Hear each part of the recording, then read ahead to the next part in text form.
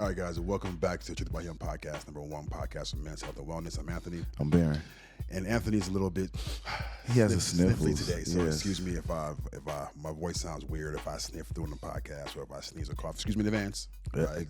But we're here. Exactly. We're Through here. the rain, we're here. So we're here. We're here. So welcome back. It's a pleasure to have you guys with us. Absolutely. As always, back for another week. So how's it been? It's been good. It's been good. Back safe travels from the East Coast, so it's good. I feel good. Happy to be back. Yes. And then I came back. I left, and our numbers changed. Our numbers Our numbers for the changed. better, right? I came back, and man, we had a ton of new subscribers. We had a ton of new action. So, to our subscribers, thank you to our new subscribers. Welcome. Thank you for riding with us, and if you're not subscribed, consider subscribing. consider subscribing because we do pay attention to those things. So We love it. we actually love it, and we enjoy growth. So Yes, sir. yeah, it's been. I came back to a shocker surprise. So yeah. Good surprise. How's your good week? surprise. Good week. Just getting over this little cold I got, but I it's see.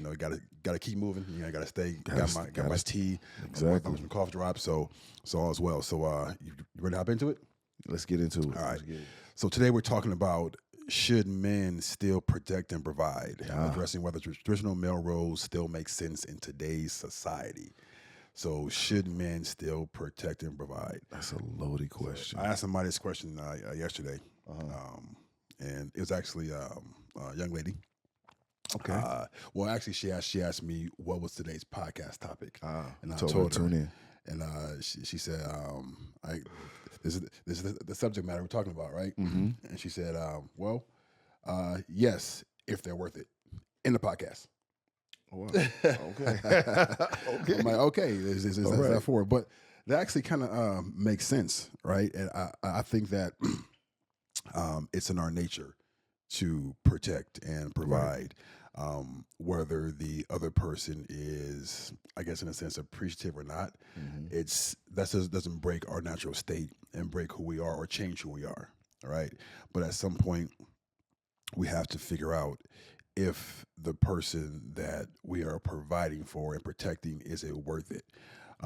So my answer would be yes, we should, but again, it is for the right person, Right. because we're gonna always, in my opinion, protect and provide because that's who God made us, but not always gonna be for that person, if that makes sense. Yeah. Yeah. Again, check the Carfax.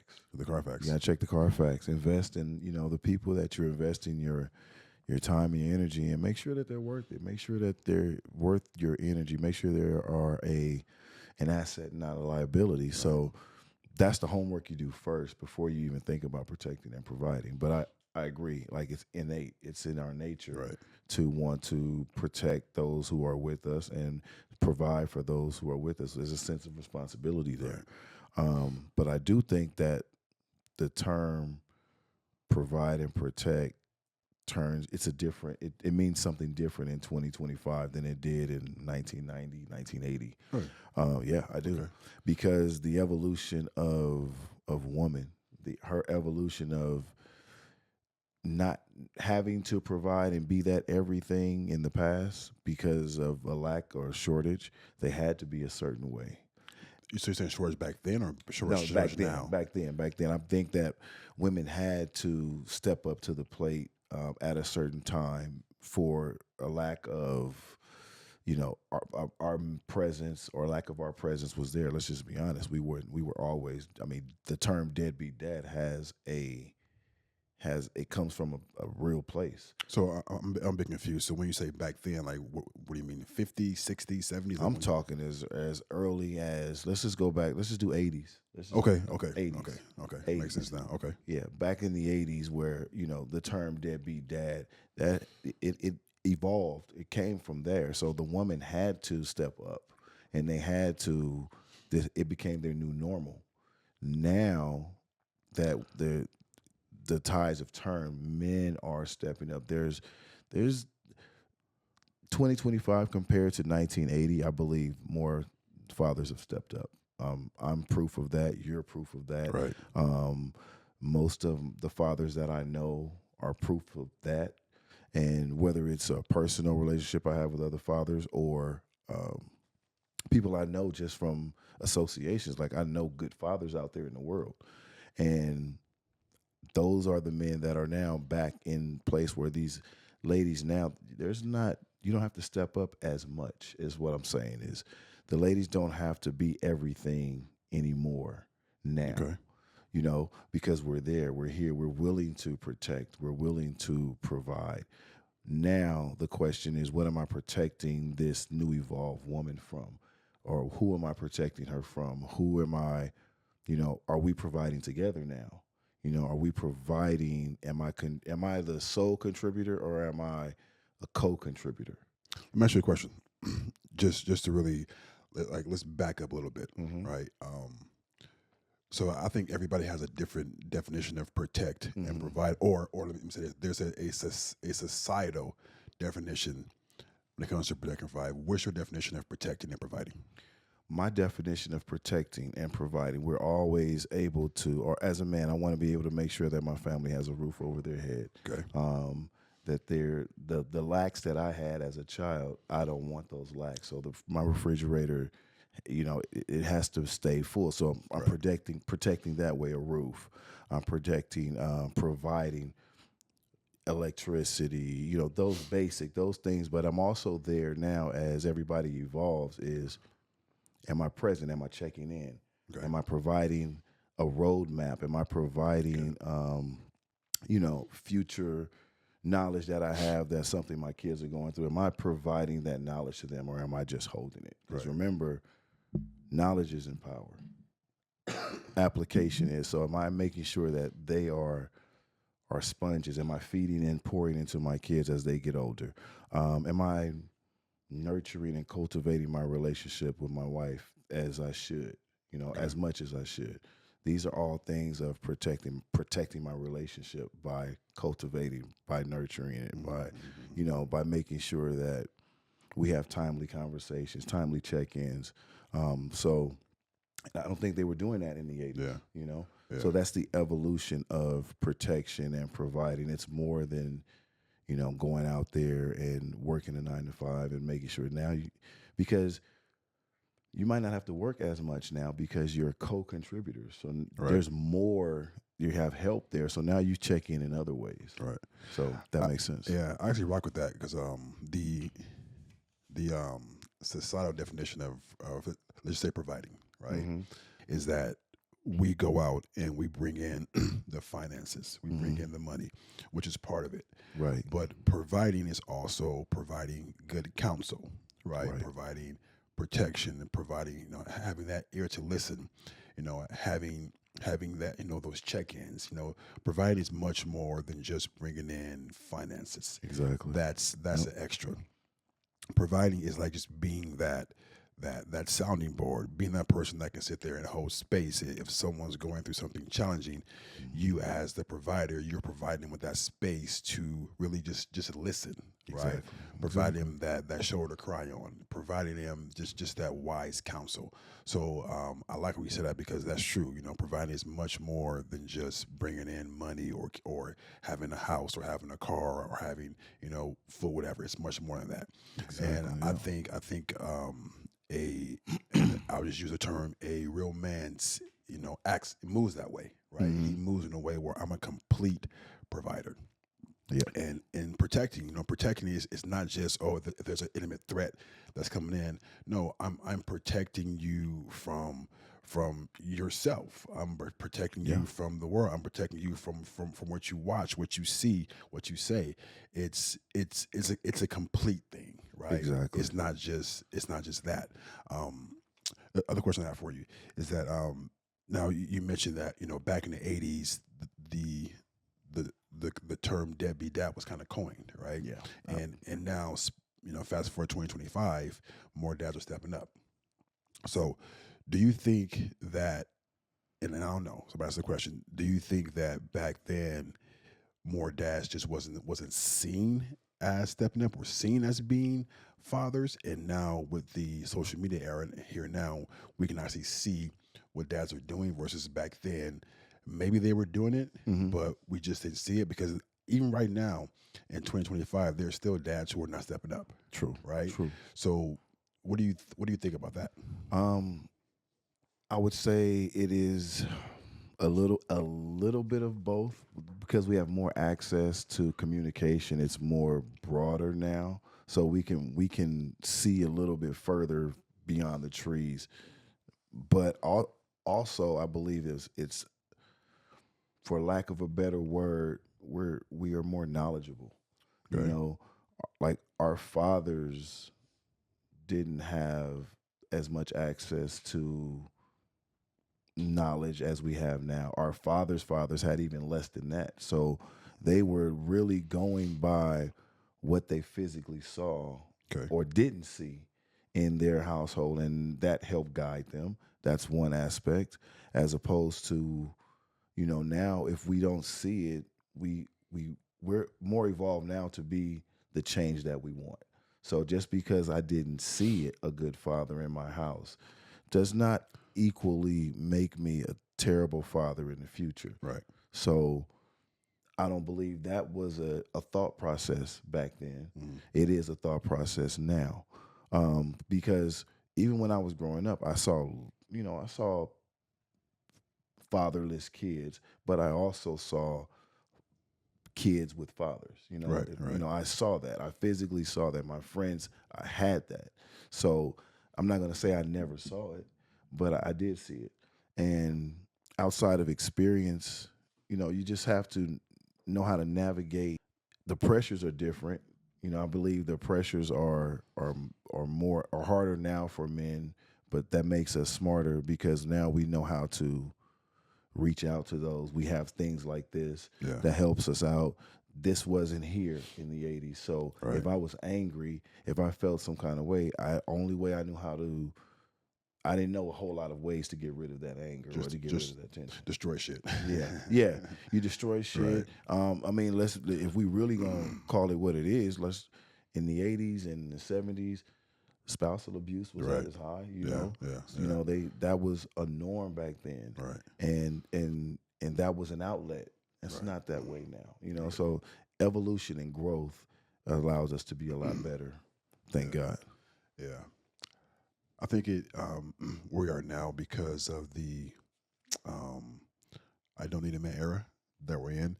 It it makes us question whether we should still protect and provide. Yeah. The question comes up is like, why should we? Right? If you don't need me, if you don't want me, why should I come in and bring in the God given resources Mm-hmm. to this household? Right? Because I know that a man wants to be a man, right? Whether he's doing whether good, bad, or different, right? He wants to be a man, and he still wants to have that ability, that recognition that he's providing for his household.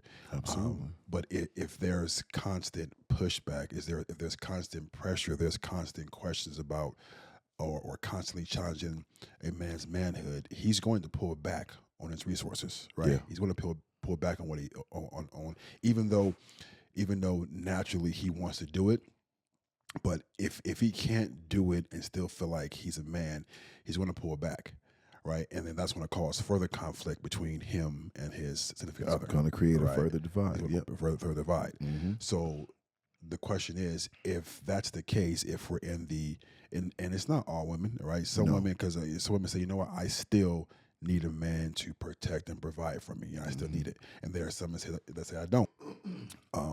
So again, we said in the past podcast, if you don't, we respect that totally, right? Right. But now in 2025, I believe that a lot of men are apprehensive about still protecting and providing, even though they want to. Mm-hmm. But is this person worth me giving my God-given resources to? Right. That makes sense? Perfect sense. But simply put, like we always, simple one word really, communicate. Communicate. You got to communicate. You have to, if you're even, before I even consider purchasing a car, Right. I want to know the terms of the agreement. I want to know the terms of the loan. I want to know what happens if I miss a payment. I want to know, what's my APR. So before I make that decision, so before I invest my resources and before I invest time and energy, I want to know what's your thought process? What do you do? How do you react when XYZ happens? What do you expect if we're dating and now we're thinking about marriage? And a lot of people don't have this conversation, but what do you expect from your husband? What do you expect from your wife once you get married? What are those expectations? Because if they're the same as they are right now, Right. the transition is going to be smooth. But if you're my girlfriend and let's just say I'll not allow, but I never mention the fact that it bothers me that you only cook once a week. Right. And I expect my wife to cook every Monday through Friday, and then Right. on the weekends we go out to eat. But I never have that conversation.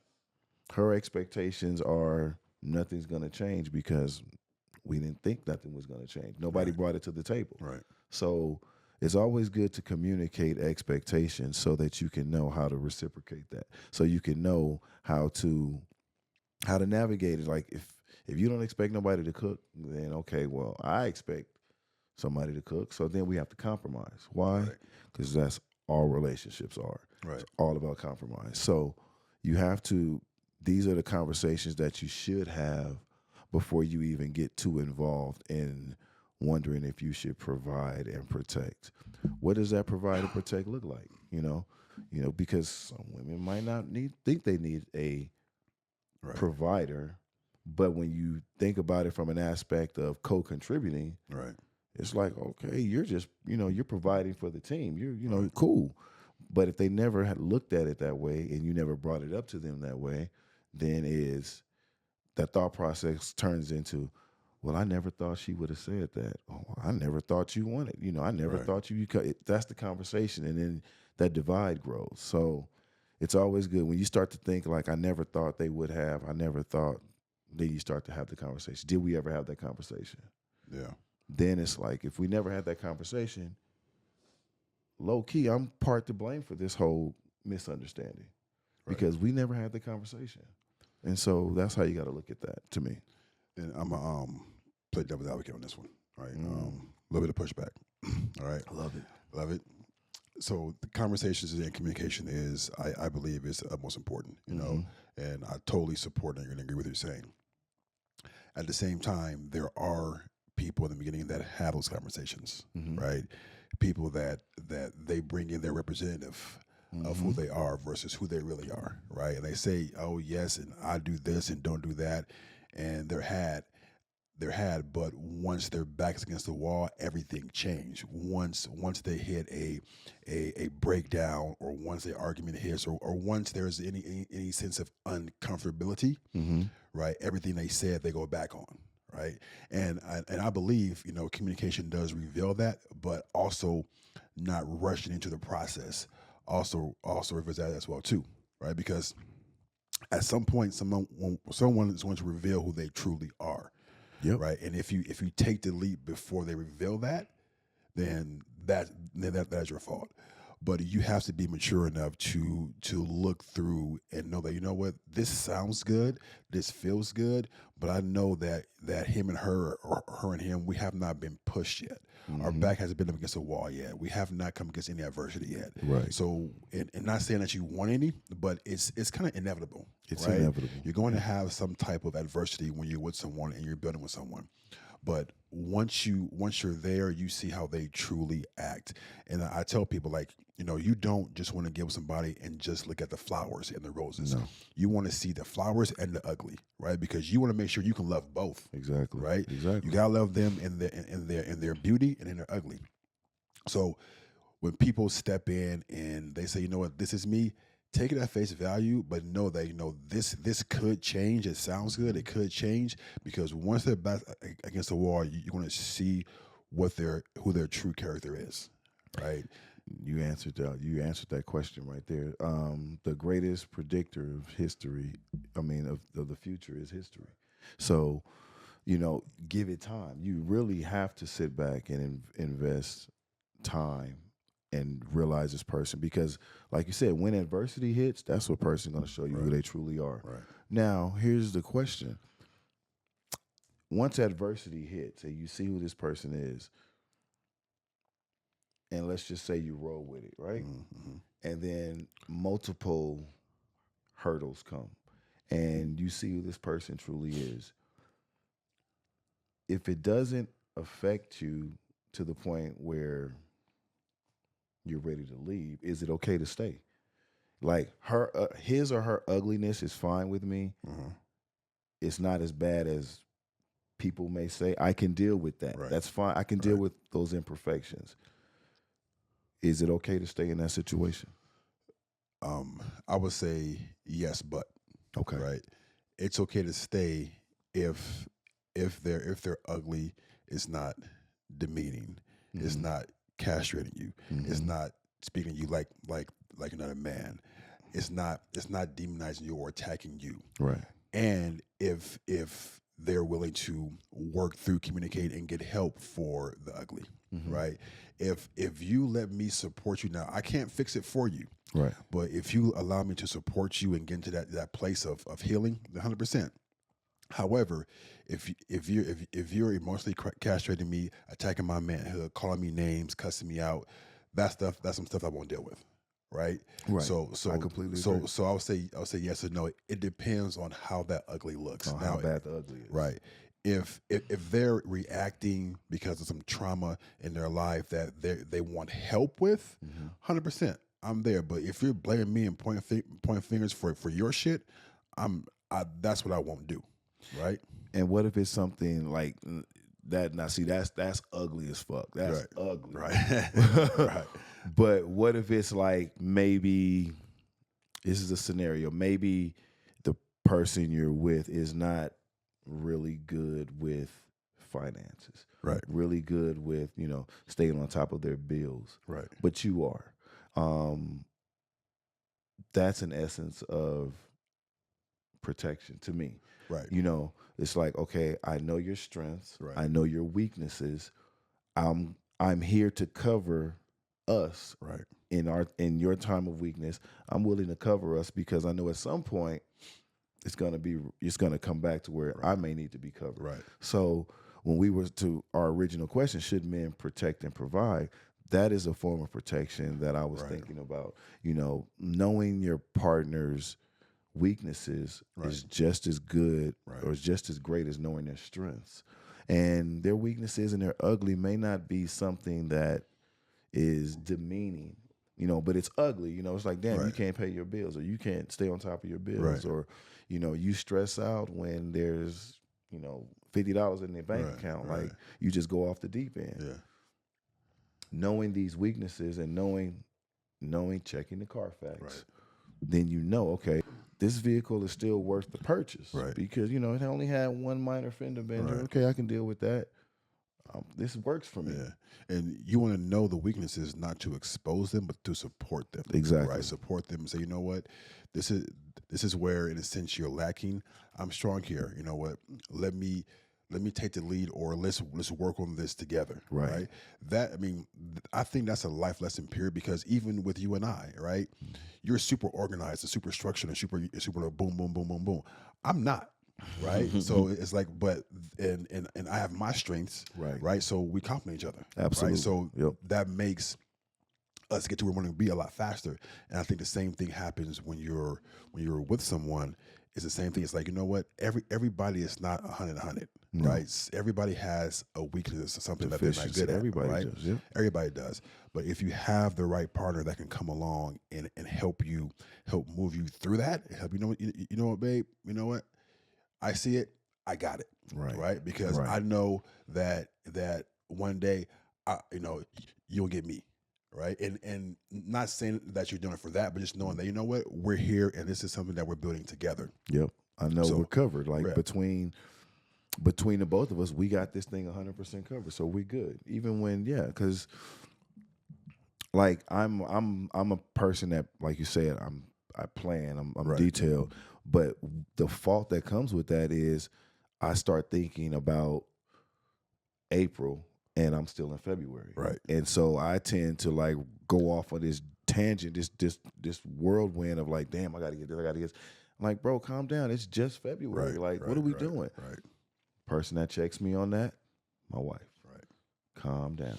Relax. we got time. Right. So deficiencies, knowing that's also part of the journey. Like, I don't want to be skipping down the yellow brick road. Everything is just, hunky dory. No. I like smoke a little bit. You like I like a little smoke. I like a little, like, we got to jump. We got to get through this. We got to, we got to battle through this. We got to go through this, because when we go through that together and we're fire tested, when it's time to relax, we can truly relax. And when it's time to vacate, we can vacate, because why? We've been through the fire, and I've seen it, and it's tied and true. So I like smoke. Me personally, I like smoke. Yeah. Smoke is good sometimes, right? I climb chimneys for smoke. I love it. I love it. You just don't want that. Yes, I don't like a yes lady, or I don't like easy. Yeah, easy. I mean, the same here. It's like, I think men in general like women who are a bit assertive, right? Yeah, who assertive in making sure that you're okay, because it tells me that if I'm here, or if I am on a business trip, or if I'm wherever, I trust that you're gonna take care of shit, right? Yep. I can leave and everything's gonna be good. Yep. Plus, when I'm here, you take care of me as well, right? I mean, and I'm a be the first man to admit this with no shame. And it's like, breaking news. Men love being taken care of, right? We love being, oh baby, I got you. What's up with this? Here's your play, blah blah blah blah. I mean, we love it, right? Yeah. When she does certain things, and that makes us want to. I mean, for me, it motivates me to go out there and want to do more and build more. You know what? Times 10. Times 10. And this is what I'm doing. This is what I'm getting based off this. Right. What if I build this? What if I go here? Right. Right. Yep. And that's the ultimate compliment to a man's woman is like, I'm building this for us, right? And because of you, you're pushing me, you're checking in. Hey, what's going on? Hey, what you accomplished? Hey, how'd that deal go? Hey, how are you? It's like that's massive, right? And to feel taken care of, because we still like that, right? We still big babies. I tell my wife and I tell guys, and they don't really like it, but I'm like, we're not the smartest sex out of the two. We're not. We're very simple. Right, very simple. We're very, and I don't like to use the word dumb, because I don't believe in nobody calling me dumb, but we are very simple enough to where if you give us 10%, we'll give you 1,000. Right. Facts. We will. I get surprised sometimes. My wife will bring me something like, "Oh, you thought about me?" Right. And she'll be like, "You didn't even know it." Yeah. Right? I'm like, she'll be like, "Yeah." I'm like, "Oh, I feel special today, and it's only Thursday." I'm like, "Oh, okay, cool." Right. But because I'll never get tired of that. But right. But it makes you go. Makes you go. Pause. It makes you go a little further. Right? It makes you go further. It makes you a little more stiffer. You know what I mean? Whoa! What are we doing? I didn't say the other word. But yeah, this is crazy. Right. It makes you go. And, right. And then the question is, do men still want to protect and provide? And, right. And also think that men these days really don't know how to do it or what it means. Because I read a kind of like a staggering stat the other day. I was going through IG, and it said 2024, 2025, 74% of men have never approached a woman asking for their number. Wow. Or one told them 74% of young men. On the flip side, it said that, I'm sorry, the wrong stat. It said that it was 40% of men have never approached a woman and asked them for their number. Almost half, okay. Almost half. But 74% of women express the interest in wanting men to come and talk to them and ask for a number. That goes to that, I thought you would, I thought you were going to, I thought. Right. And the reason is because these men are so afraid of rejection. Rejection. Right? Yep. It is. And rejection is a real thing. But however, you have no idea how far your life can go and what you can achieve with recovering from rejection. Rejection is a part of life. Yeah. If you play it safe, if you don't do things because of fear of rejection, you're not going to get anywhere, right? You're gonna stay stagnant. You're not. Yep. And honestly, that used to be me. I'm like, you know what? Maybe I should go ask for. Maybe I shouldn't. I'm like, you know what? It's rejection. I didn't really realize how important rejection was, or how far it would take me until I got into sales, right? Because sales is a game of rejection, right? Right. And then when I did that, I'm like, you know what? It's not rejection. I got that, but you know, there's going to be a yes coming, coming soon, right? So, but yeah, I mean, that was crazy. It's like almost half of men have never approached a woman asking for her number. I would love a stat that would ask those 48% of men, how successful are they? Where are they in their life? Right. You know, just to see though, because that other percent, what is that, 52%? I would like to know what their profession is. Right. What are they, how are they in life? Yeah, you know, because when you are in a certain world, you don't have the time nor the energy to feel failure, to feel rejection. I don't have time to feel failure or rejection. I'm gonna just go get it. Right. And the worst thing that can happen is you're gonna say no. Okay. Or the worst thing that's gonna happen, I've heard no before. I've heard, but I would love to know that stat. Like, what percentage of those, where are they in life? Are they just, because most men are scared or that rejection, that fear of rejection. Yeah, but one thing that I had to realize is that okay, you approach a pretty girl and she says no. Guess what, bruh? There's about 2.2 billion other women out there. That's gonna. It's a numbers game. Yep, that math is mathing. Math is math. Okay, you know what? Let me keep going. Yep. Right, because if you're going to get judged off looks from the jump, right? That's just what it is. But again, after a certain point, a person will reveal who they truly are, right? And honestly, that no could have been a blessing. God could say, you know what, your eyes are seeing, but I can see the future, brother. Right. And knowing that if you get into this, your life is going to go downhill. Right. And that ain't for you, bro. That ain't for you. That ain't for you. And also, it's like something that's very, very important. It's like protecting and providing for men.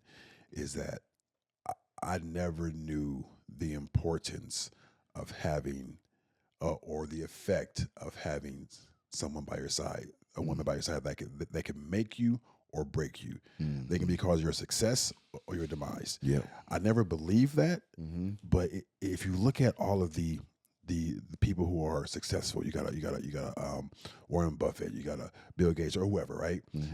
These massive investors and massive multimillionaires and billionaires. A few of them were asked, what's the biggest cause of your success, right? No, this is the question. The question was, this is it.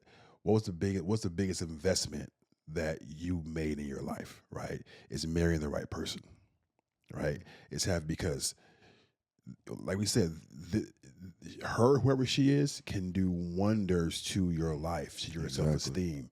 Yep. Also can do wonders to breaking you the fuck down. Yep. Right, and making you question who you are, question your sanity, question whether you're real, question whether you're crazy. Right, you can have both sides. And if you think about it, if I spend my whole life questioning myself, I'm not going nowhere in life. You spend half your life questioning yourself. But I am not moving forward because I'm too busy questioning everything about moving forward. Right. Instead of just moving forward. Right. So, you don't want to waste time. I would rather imagine a story somebody could tell with their failures than their being safe. Right.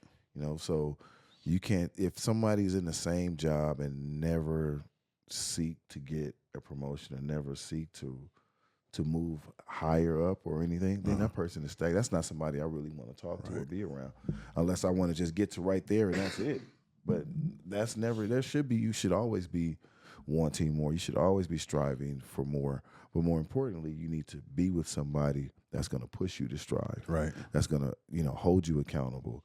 That's going to question you. Like, so I'll tell this story. Is it a question or ask questions? I ask questions. Okay. I ask questions. Okay. I ask questions. Tell us My something. wife asks me questions all the time, like, "How was your day? How was your day?" And there are days where I feel like, okay, I I always want to be able to do more. I want to be able to do more. And when I don't do more, my day is not that productive to me as I thought it should have been. So one day she asked me that question and genuinely interested. And I was like, yeah, I had a good day today. I wrote a couple of, I had a couple of articles I was writing today, and I just downplayed my day. Mhm. And she was like, how many books you got out now? How many books did you just write in a year? I was like, two or three. And she said, how many people you know that's done that? Right.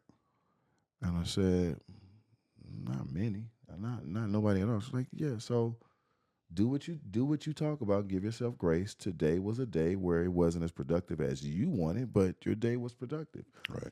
In totality of it all. Right. So I had to put that in perspective. Like, cool, But more so, I was thankful for her at that particular time. Right. Because I get in my head a lot. Mm. So pause. Nah. If you say I get, never mind. Never mind. I ain't even say that. Right. We're not gonna do that. We're gonna do an episode on pause. No, we're not. But yeah, it put a lot of perspective. Like, you did, you're doing what you're supposed to do. So continue to do it. Every day is not gonna be as busy as you want, but that's just because that's what you want. You're always gonna want more. So she always puts that in perspective. Like, you gotta learn how to chill. You gotta learn how to rest. You gotta learn how to, take days off. Yeah. And I'm getting there. I am getting there, though. Yeah. I'm really getting there. So shout out to my wife. Shout out to Mrs. Benjamin. Did you know that this generation that's coming up is going to be the highest level of single individuals? Really? Yep. Yeah. There are more single people now than ever before, and it's getting worse. It's crazy, and that's both for men and women, right? Interesting. It's very interesting that is happening. I wonder why. Yeah. So, that was a pauser. That was a pauser, Sean. He's like, Whoa. That's my son. That's your son. That's it. But yeah, this is the highest level of highest percentage of people who are single now, and the question you always ask is why, right? Right. And I think people are, in my opinion, are really not open to doing the work or dealing with what it takes to get to a point where they can find someone who's compatible. Because I don't think people may come in like when I meet a girl or you meet a guy, yeah, you're compatible because you're trying to impress this person, right? But I believe that a lot of the ideas and the definitions and the results that will come out of a relationship is what people see on social. Well, she's saying this and he's saying this on this post. That must be how all men and women are because this is what they're saying. They're an expert. Like, our friend Robert, he was saying that, it baffles me that I can go on social media and I can see women talking about how a man should be a man. Right. Yeah. That's crazy. But the flip side is that both men listen to that and women. Right. It's like a man will sit there and listen to a woman telling him how to be a man. Why? I don't know. But I believe that a woman can tell a man how to treat a woman. Right. But not tell him how to be a man and operate in his masculinity. Right. And the same with a man. Right. A man can't tell a woman how to be a woman. Right. Now we can tell her how to treat us as a man.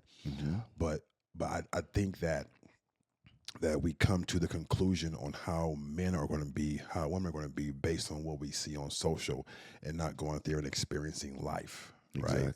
Exactly. A woman can give a perspective. Like, I'm always willing to listen and then compare notes, but I'm not going to take verbatim that and apply it to my life because it might not fit. Right. So Yeah, there are a lot of that is out there, but I do believe that in time you have to learn to take from everything, take little bits and pieces, what applies to you, what doesn't apply to you, what fits in your life, what doesn't fit in your life, and make it make sense to you.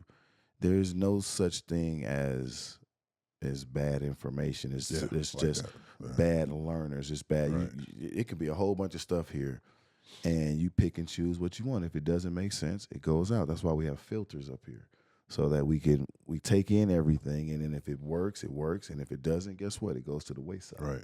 So, again, application of knowledge. Right. You always want to be learning. You always want to know. You always want to, I'm always listening. Even when I'm talking, I'm listening. If that makes sense. But I don't think that's good. I don't think that's good. No, I'm listening all the time. I'm always listening. I hear you. When you're talking, oh no, you said okay. I'm always listening. No, so even when I'm that's fine. talking. Yeah, are you listening? Not okay. Makes sense. Yep. I was thinking you said something else. Nope. So the question, and I'm just asking you straight up. Should men still want to protect and provide? Yes, we should. We should still want to protect and provide, but I think we also have to evolve and figure out what that protection and providing looks like in 2025 and with the people that we are involved with and our significant others. So we have to be knowledgeable. We have to learn that person. We have to see that person at their worst so that we can appreciate them at their best, and just see what works for us, and that bond makes it sense. Boom, stay together. So if a man is protecting, providing, and doing his thing, and he is not getting the reciprocation that he wants or needs, or being recognized as that protector or provider, what should he do? Communicate. 2 questions you ask yourself: is it worth it? Is it worth me communicating, me staying in the situation as is? I don't like it. Yeah. So should I communicate or should I move on? Is it do I love this person enough to invest more time in this communication? Because now you're doing a whole different journey. Right. Now we're not living off of blind expectations. I'm clearly telling you this is what bothers me. Right. I'm clearly telling you this is what does not work for me. Right. Now we're on a journey of trying to address, fix, and heal that to move on and to continue our life journey. Right. So you definitely have to take a step back and ask yourself that question, like, do I want to do that with this person? Is this person worth it to me? Yeah. And if that person is worth it to you, boom, then you go ahead and you have those conversations, because I guarantee you that person would rather you tell them that than to silently say nothing. Right. And your expectations are here, and this person is going right here, and now you're dividing, and now you can you're going so further, you're separating so far apart, you can't come back. Right. So you want to be able to be right here to tell each other, hey, I'm feeling this way. I want to work on this relationship, as opposed to creating that divide. Now you're way over here, and you're like, hey, can you hear me? Hey, over there. Hey, over there. Now you're yelling, and then she's like, why are you yelling? I'm yelling because we're so far apart. You can't hear me. Yeah. So don't set that divide so far apart to where you can't talk to each other. Yeah. Don't be so far apart to where you got to yell at each other. Yeah. So it all comes down to value, right? And one is how much you value yourself, how much you respect yourself. Because if you don't respect yourself and value yourself, you can't expect anybody else to do that for you, right? So that's the first thing. And what you're saying is totally true. You have to be in that place where you can communicate, but that communication can hit a wall, right? That communication can be stagnant, because you can talk and talk and talk and talk all you want, but if that person's not receiving what you're saying, it makes no never mind. Right. So I agree. So yes, I think that man should still protect and provide, but also understand how to do that, right? So any thoughts in closing? Nope. I appreciate you, bro. Yes, sir. I appreciate you guys. Yes, sir. Welcome back, Sean. Yeah, welcome back, Sean. Welcome back, Sean. So, guys, thank you for watching the podcast. Truth About Him, #1 podcast for men's health and wellness. Please subscribe, please share, and thank you again for all the love you've shown us. We'll see you next week. Peace.